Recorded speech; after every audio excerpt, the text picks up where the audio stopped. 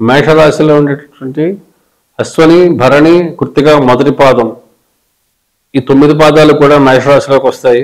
ఇందులో ఉండేటటువంటి నక్షత్రాల ద్వారా వాళ్ళు మేషరాశికి సంబంధించినటువంటి విద్యార్థులు ఎవరైతే ఉంటారో విద్యార్థులందరూ కూడా తప్పనిసరిగా గణపతి ఆరాధన చేయాలి. లేకపోతే పరీక్షల్లో కొంచెం ఇబ్బంది పడాల్సి వస్తుంది.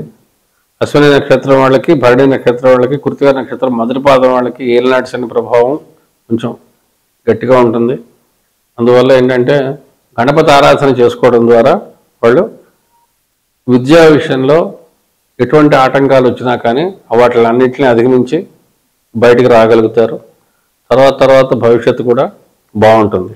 ఇక స్పెక్యులేషన్ విషయం మాట్లాడితే మిడ్ క్యాప్ ఇన్వెస్ట్మెంట్స్ చేసుకున్న వాళ్ళకి లాభదాయకం.